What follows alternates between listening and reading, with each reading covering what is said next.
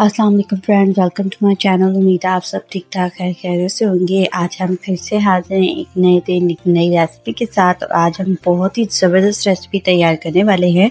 आज मैं बिल्कुल फ़र्स्ट टाइम आपके साथ ही मिलकर एक ये नई रेसिपी जो है वो ट्राई करने वाली हूँ। ये है नाइजीरियन पफ्स, यानी बेकरी पर वहाँ पे स्ट्रीट फूड में मिलने वाले ये पफ्स हैं, जो कि हम वहाँ फैमिली में भी एज अ फैमिलीज हाउस में जो हाउस वाइफ्स हैं, जो वुमेंस हैं, वो वहाँ पर ऐसे एज अ फैमिली नाश्ते के टाइम पर इसे बच्चों के लंच ऑप्शन पर भी इस्तेमाल करती हैं। तो आज हम बनाएंगे नाइजीरियन पफ्स। बड़ी ही ज़बरदस्त और बहुत ही आसान सी रेसिपी है। स्टेप बाय स्टेप हम इससे तमाम रेसिपी को कंप्लीट तक आपने देखना है।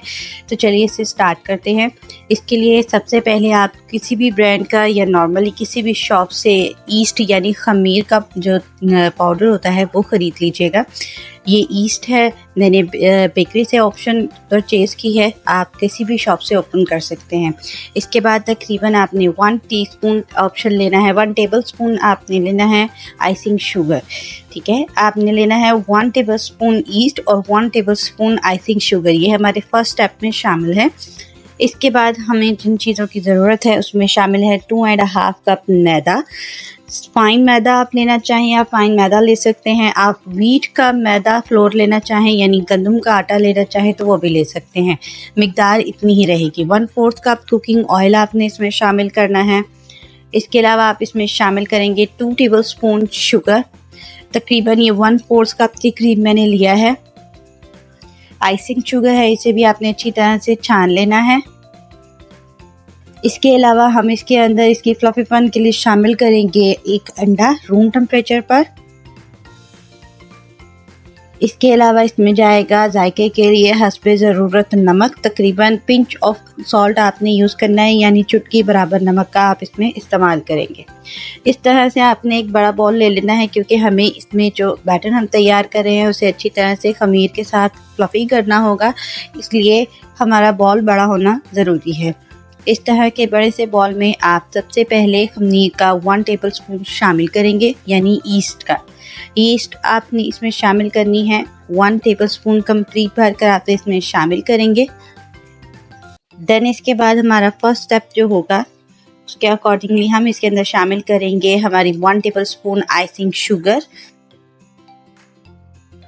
Cooking oil 1/4 cup. ये मैंने 1/4 कप से भी कम लिया है, क्योंकि अगर हमें मज़ीद रिक्वायरमेंट होगी तो हम उसमें फिर ऐड कर लेंगे, लेकिन मेरे मुताबिक ये इतना ही इनफ है, क्योंकि हमें इसे ऑयल में फ्राई करना है, इसलिए इसके अंदर ऑयल कम होना ज़रूरी है। इसके अलावा हम इसके अंदर शामिल करेंगे रूम टेम्परेचर पर 1 एग। इन तमाम चीज़ों को हमें अच्छी तरह से मिक्स करना है। किसी भी स्पून, स्पैचुला या हैंड बीटर की मदद से आप इसे अच्छी तरह से मिक्स कर लीजिए, लम्स बाकी ना रहे। इस तरह से हम इसे अच्छी तरह से मिक्स कर लेंगे कि हमारा ईस्ट जो है वो इसके अंदर अच्छी तरह से शामिल हो सके। इस पे टाइमिंग बहुत ज़्यादा डिपेंड करती है, आपने टाइमिंग का ख़ास ख्याल रखना है। टाइमिंग के अकॉर्डिंगली आप इसे रेडी करेंगे तो ये आपके बेहतरीन पफ जो हैं वो तैयार हो सकेंगे। इस तरह से अच्छी तरह आपने इसे मिक्स कर लेना है अपनी मुकम्मल तसल्ली के साथ। इस तरह से बिल्कुल हमारे पास ये एक स्मूथ सी पेस्ट जो है वो तैयार हो जाएगी। इस तरह से ये बहुत ही मज़ेदार रेसिपी तैयार हुई है, आप इसे ज़रूर ट्राई कीजिएगा। झटपट रेडी होने वाले ये पफ्स हैं। अब हम इसके अंदर शामिल करेंगे अपना 2.5 कप मैदा। मैंने फाइन फ्लोर लिया है, आप व्हीट का फ्लोर यानी आप व्हीट का आटा लेना चाहें गंदम का तो आप वो भी इस्तेमाल कर सकते हैं। और आइसिंग शुगर की जगह आप इसमें ब्राउन शुगर का यूज़ करना चाहें तो आप वो भी कर सकते हैं। अब हमने इसके अंदर शामिल किया है 1/4 cup icing sugar, pinch of salt, and then अब हम इसके अंदर अच्छी तरह से इसे मिक्स कर लेंगे। मैं इसमें इजाफी चीज़ों के तौर पर अपनी रेसिपी के अकॉर्डिंगली शामिल कर रही हूँ 1 टेबल टीस्पून भरकर बेकिंग पाउडर, क्योंकि बेकिंग पाउडर होगा तो ये अच्छी तरह से फूल भी सकेगा और केक जैसा बेहतरीन टेस्ट देगा। और फ्लेवर के लिए आपकी मर्ज़ी है, आप इसे कोई सा भी फ्लेवर देना चाहें। मेरे पास वनीला एसन अवेलेबल है, इसलिए मैं 1 टीस्पून वनीला एसन इसमें शामिल कर रही हूँ। अब हम इसे अच्छी तरह से मिक्स कर लेंगे। आप इसे गूंदना चाहें तो बाय द हैंड आप इसे अच्छी तरह से गूंद भी सकते हैं। हमें एक ज़बरदस्त सी डो जो है वो तैयार करनी है, जो कि अच्छे से रेडी हो सके। ये हार्ड फॉर्म में डो रेडी नहीं होगी। अगर आप इसे हार्ड फॉर्म में रेडी करना चाहते हैं तो उसके लिए आपको मिक़दार का ख़ास ख्याल रखना होगा। मैंने अभी इसमें पानी का इस्तेमाल नहीं किया है। आप पानी का इस्तेमाल नहीं करना चाहते तो आप फ्रेश मिल्क जो है उसका इस्तेमाल कीजिए। उससे भी आपके ये जो पफ बॉल्स हैं बहुत ही ज़बरदस्त से तैयार हो जाएंगे। इस रेसिपी से एक चीज़ का बिल्कुल अंदाज़ा किया जा सकता है कि आप केक जो है वो विदाउट अवन के, विदाउट हीटर के इजीली आप रेडी कर सकते हैं। यानी घर के गंदम के आटे के साथ भी आप अपने लिए केक का ये जो ब्रेड इस्तेमाल होती है उसका यूज़ कर सकते हैं इजीली। ये बहुत ही सॉफ्ट, बहुत ही ज़बरदस्त किस्म की ब्रेड जो है वो एक तरह से तैयार होती है। ये पफ केक्स हैं, इसे नाइजीरियन लैंग्वेज में पफ कहा जाता है और हम इसे अपनी ज़ुबान में ब्रेड भी कह सकते हैं और केक भी कह सकते हैं। अब मैं इसके अंदर वाटर का इस्तेमाल करूँगी क्योंकि मैंने काफ़ी हद तक इसे मिक्स कर लिया है। बिल्कुल हस्बे ज़रूरत हम इसके अंदर साथ-साथ स्टेप बाय स्टेप शामिल करेंगे। हमें बहुत ज़्यादा इसे लिक्विड नहीं बनाना, बहुत ज़्यादा हमें इसे सॉफ्ट नहीं करना है। हमें बिल्कुल थिक सा डो जो है वो तैयार करना है। इस तरह से मैं इस डो को तैयार होने के बाद तकरीबन 1 घंटे तक इसी तरह ढक कर वार्म जगह यानी गर्म जगह पर रख दूँगी रूम टेम्परेचर पर, ताकि ये अच्छी तरह से ख़मीर होकर फूल सके। जो ख़मीर हमने इसमें यानी ईस्ट हमने इसमें शामिल की है वो अच्छी तरह से अपनी वर्किंग कर सके। ये बिल्कुल फूल जाएगा और आपके लिए बड़ा बेहतरीन सा ये एक शेप में रेडी हो जाएगा बैटर। इस तरह से हम इसे अच्छी तरह से मिक्स कर लेंगे, कोई लम्स बाकी ना रहे। हमें इसे अच्छी तरह से इसमें रेडी करना है। मेरे लिए ये बिल्कुल न्यू रेसिपी थी और मैंने इसे आज फर्स्ट टाइम ही ट्राई किया है और ये बड़ी ज़बरदस्त सी तैयार हुई है। वाकई इसका टेस्ट काफ़ी ज़बरदस्त है।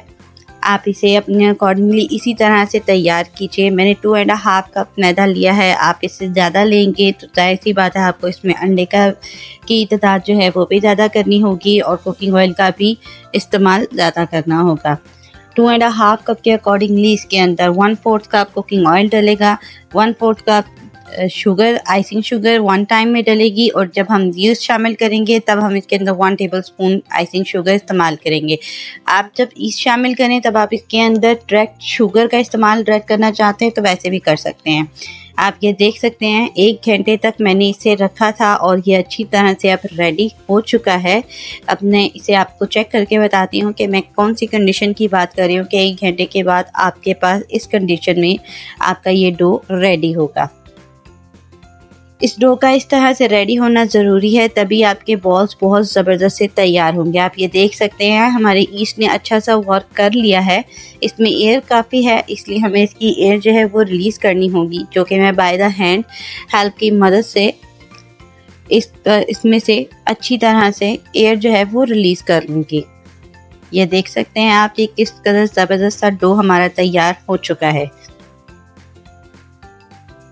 हाथ की मदद से हाथ को आप गीला कर लीजिए या ऑयल से ग्रीस कर लीजिए। उसके बाद आप इसे अच्छी तरह से हाथ की मदद से फ्लफ़ी कीजिए, जिसे हम सादा ज़ुबान में फेंटना कहते हैं। इसे अच्छी तरह से फेंट लीजिएगा ताकि आपके जो डो है उसकी एयर जो है वो रिलीज़ हो सके और आप इजीली इस पर वर्क कर सकते हैं। आप इसकी थिकनेस चेक कर सकते हैं। इस तरह से हाथ की मदद से मैं इसकी एयर जो है उसे रिलीज़ करके इसे और भी स्मूथ कर लूँगी।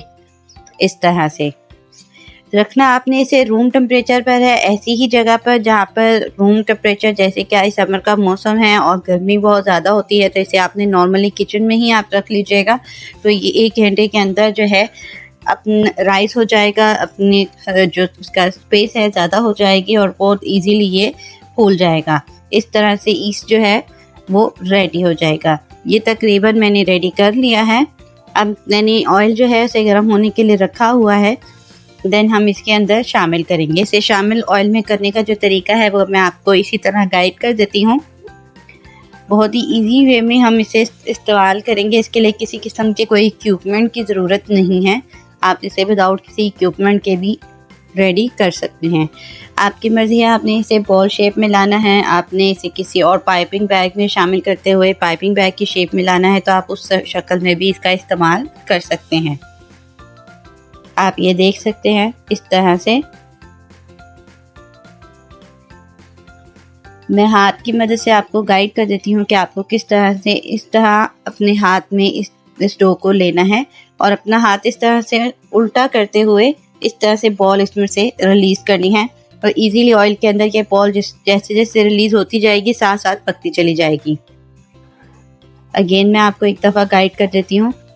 इस तरह से आपने इसे ऑयल के अंदर शामिल करना है। ऑयल आपका बहुत ज़्यादा गर्म नहीं होना चाहिए। मुझसे ये मिस्टेक ज़रूर हुई है कि मेरा ऑयल जो था वो बहुत ज़्यादा गर्म हो गया था, इस वजह से ये डलते साथ ही बहुत ज़्यादा ब्राउन हो गए थे।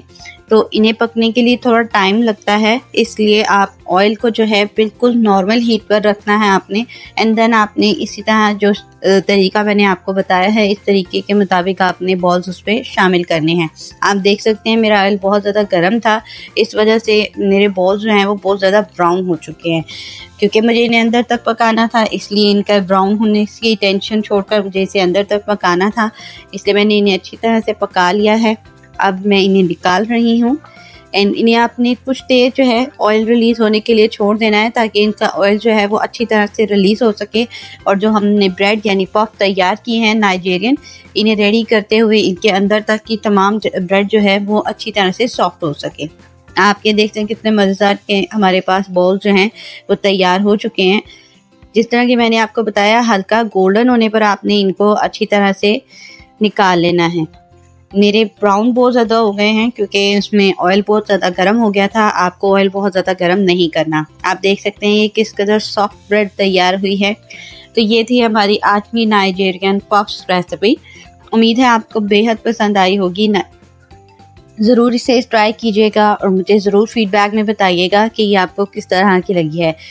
अगर इसमें आप अपने मुताबिक कोई ऑप्शन देना चाहें तो वो भी आप मुझे फीडबैक में ज़रूर गाइड कर सकते हैं। चैनल पर अगर आप न्यू हैं और चैनल को आपने अब तक सब्सक्राइब नहीं किया तो चैनल को ज़रूर सब्सक्राइब कीजिए, तो हमें ज़रूर याद रखिएगा।